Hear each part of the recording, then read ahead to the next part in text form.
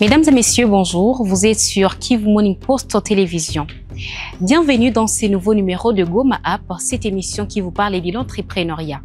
Alors aujourd'hui, nous prenons un tout autre aspect de l'entrepreneuriat et nous parlons de l'écriture. Vous vous demandez sûrement comment l'écriture peut être un aspect entrepreneurial ici en ville de Goma. Pour répondre à cette question, nous allons à la découverte de Ukweli Édition. C'est une maison d'édition qui œuvre dans l'écriture ici en ville de Goma. Et pour ça, nous allons à la rencontre de Madame Laetitia Tembeya, qui est l'une des responsables de cette maison d'édition. Venez avec nous et surtout restez branchés à cette chaîne Kivu Morning Post qui vous parle de l'entrepreneuriat ici en ville de Goma. Venez avec nous s'il vous plaît.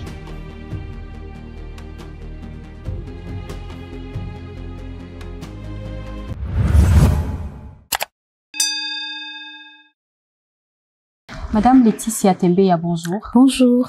Alors, nous vous recevons aujourd'hui sur Kivu Morning Post pour parler de vous en tant qu'écrivaine. Oui. Dites-nous, vous êtes écrivaine. Ça fait combien de temps exactement que vous œuvrez dans le monde de l'écriture?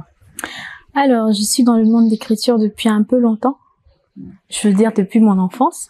Mais de manière officielle, c'est seulement depuis 2024. Au mois de mai, j'ai publié mon premier livre en tant qu'écrivaine, bien sûr. Mais en tant qu'éditrice, c'est depuis 2023. D'accord. Oui. Et vous pouvez nous raconter un peu la petite histoire derrière vos débuts? Comment ça s'est passé? Quelle a été votre motivation pour vous plonger dans le monde de l'écriture? Alors, c'est par envie d'écrire que j'ai commencé à m'y mettre. Envie de raconter mes journées, ce qui se passe autour de moi. Envie de faire lire aussi ce que j'écris. Et c'est comme ça que j'ai commencé tout d'abord à transcrire des films que je suivais ou des dessins animés, tout ce qui va avec. Mais en ce qui concerne l'édition des livres, parce que bon, il faudra quand même que je puisse un peu nuancer. En ce qui concerne l'édition, j'ai commencé en 2023 avec un tout premier auteur qui déjà il savait que j'écrivais, que je pouvais avoir une capacité de pouvoir critiquer certaines œuvres, et il m'a demandé de pouvoir l'aider à corriger ou peut-être améliorer si besoin. Et connaissant le projet que j'avais, je lui ai proposé s'il pouvait être le premier produit de la maison d'édition, et heureusement il était d'accord puisqu'il avait été satisfait du travail fait, et c'est ainsi que son livre a été le premier qui a d'ailleurs lancé la maison d'édition. Alors, dites-nous, Madame Laetitia, quelle étude est-ce que vous avez faite à l'école secondaire et aussi à l'université pour pouvoir vraiment bien acheminer votre parcours d'éditrice? Ah d'accord. À l'école secondaire, j'ai fait le latin philo, donc la section littéraire. L'école universitaire, c'est encore loin d'être fini parce que je n'ai pas encore commencé. Je commence, mais j'arrête. J'avais d'abord commencé en communication, mais j'avais arrêté quand j'ai signé, bien sûr, mon premier contrat de travail. J'ai encore poursuivi en psychologie et sciences de l'éducation, puisque je travaille aussi dans une école. Je suis secrétaire et assistante de direction d'une école. Mais étant donné que je n'ai pas encore retrouvé un sens vraiment très pratique, vu que j'étudiais dans une université de la place, je me suis dit d'abord arrêter, je pourrais poursuivre un peu après. D'accord. Alors, dites-nous, quelles sont les difficultés que rencontre souvent l'écrivain congolais, si on peut dire ça comme ça, l'écrivain congolais ou aussi l'écrivain d'ici en ville de Goma? Quelles sont les difficultés qu'on rencontre souvent en tant qu'écrivain ou écrivaine? Alors, difficultés à quelle étape? Pendant l'écriture ou après la publication de... Juste les difficultés peut-être de la lecture de vos œuvres, cette considération-là de la part du public, est-ce qu'il y en a? Ah d'accord, ok. Bon, tout d'abord, comme je l'ai dit, on peut classifier les difficultés. Pendant le moment d'écriture, il y a aussi recherche d'une maison d'édition afin de pouvoir approuver l'œuvre et de vous accompagner, mais aussi en termes d'audience et de communauté qui vous lisent. Pour ce qui est du temps d'écriture, parfois on peut penser avoir vraiment l'idée et se mettre à écrire, mais parfois il arrive que l'on souffre de ce que beaucoup d'écrivains appellent le syndrome de la page blanche. Donc on ne sait pas continuer, on est comme bloqué, on est stagné dans les idées. Mais très vite ça passe lorsqu'on a beaucoup de motivation. La deuxième difficulté, c'est en ce qui concerne la maison d'édition. Parfois, on ne trouve pas facilement une maison d'édition assez sérieuse pour vous accompagner. Il y en a qui vous proposent un accompagnement peut-être 50-50, un contrat à compte d'éditeur, un autre à compte d'auteur. Mais c'est très difficile qu'un éditeur croit en vous et qu'il accepte de vous accompagner, surtout si dans son intérêt, étant donné que c'est une entreprise qui doit fonctionner, c'est une œuvre qui doit être commercialement acceptable et rentable, voilà, justement. Il y a aussi le côté lecture. Bon, déjà, on lit très peu, mais quand même, on lit. Parce que ce qui est sûr, vous peut-être, déjà moi, ça m'est arrivé plusieurs fois, d'acheter un livre et de ne le lire qu'après 1 an ou 2. Donc, lorsque le livre est acheté et lu, quand la lecture est captivante, c'est très facile que je la recommande à quelqu'un d'autre et ainsi de suite. Mais si elle ne l'est pas, franchement, c'est très difficile que l'auteur émerge et qu'il se dise, bah voilà, j'ai commencé et j'y suis arrivée. Donc, il faut bosser dur pour pouvoir y arriver en termes de finissage, en termes de trouver une maison d'édition, mais aussi en termes de distribution de son livre.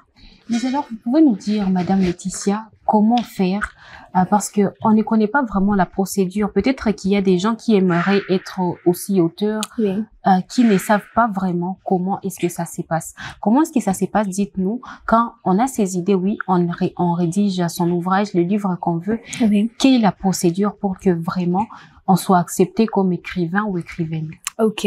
Bon, déjà, pour ma part, bon, je pourrais parler de ma petite expérience parce que ça fait pas longtemps que je suis dans le domaine, mais quand même, j'ai 5 livres de déjà édités et 3 autres en cours d'édition. Pour ma part, je pourrais dire que déjà avoir une œuvre finie, c'est un grand pas. Étant donné que ma maison d'édition, par exemple, elle existe pour redorer le blason de l'écriture et de la littérature. Nous accompagnons les auteurs en ce qui est de l'édition, et dans les jours à venir, l'impression, la distribution et la publication de manière officielle. Il faut effectuer des recherches sur des maisons d'édition, se renseigner surtout sur quel genre de contrat ils proposent. Il y en a qui vous proposent un contrat à compte d'auteur, c'est-à-dire que l'auteur prend en charge toutes les dépenses durant l'étape de l'édition ainsi que de la publication et la distribution. Il y en a aussi qui vous proposent un contrat à compte, j'ai dit à compte d'éditeur au début? Non, ça c'est à compte d'auteur. Alors voilà. Par contre, à compte d'éditeur, ça veut dire que l'auteur peut prendre en charge peut-être 20%, ou l'éditeur, il prend le reste, les 80%, ou bien le 100%. Ça devient une œuvre éditée par la maison d'édition, distribuée par elle, et l'auteur ne recevra qu'un pourcentage en retour. Cela est beaucoup plus fréquent en Europe. C'est d'ailleurs plus facile parce qu'il y a des maisons de distribution qui vous demandent un lot de 1000, 1500, 2000 livres. C'est très facile.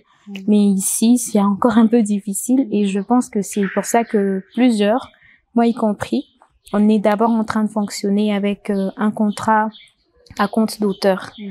Le temps d'essayer d'évaluer le marché et de se rassurer que l'écriture ou la lecture fasse partie de la passion ou des hobbies de plusieurs personnes afin qu'ils s'engagent à pouvoir régulièrement s'en approvisionner.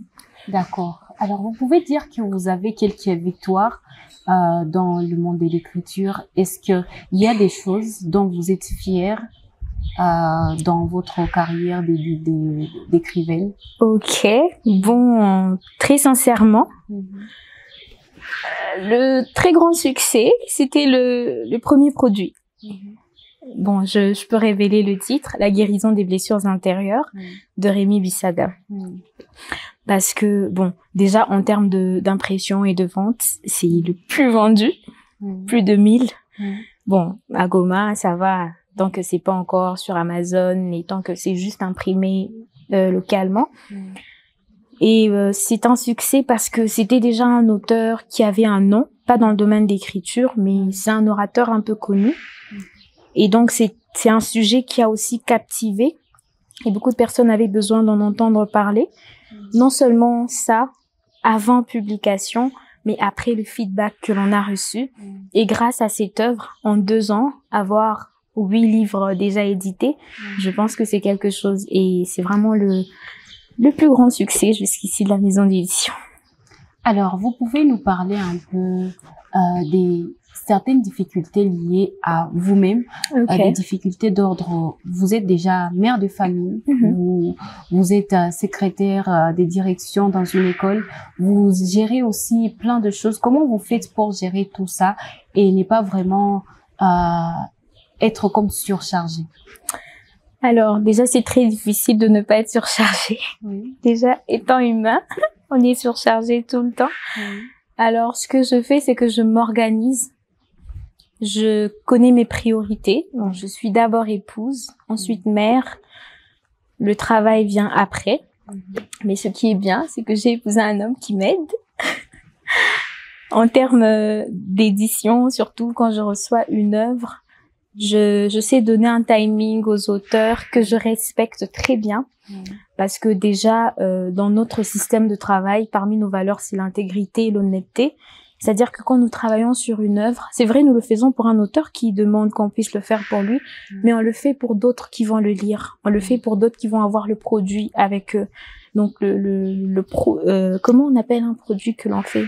La matière première, elle est très, très différente ou beaucoup moins bonne que le produit fini, parce que nous travaillons pour ceux qui vont venir après, ceux qui vont être attirés par l'œuvre en question. Donc, je fais de mon mieux pour m'organiser. Ce qui est vrai, c'est que c'est pas facile de manière pratique, mais chaque chose a son temps. Alors, Madame Laetitia Tembeya, nous vous remercions d'avoir répondu à nos questions. Merci à vous. J'espère avoir satisfait. Exactement, ça va. Merci. Et voilà, mesdames et messieurs, c'est la fin de Goma App pour aujourd'hui. Nous vous avons fait découvrir Madame Laetitia Tembeya.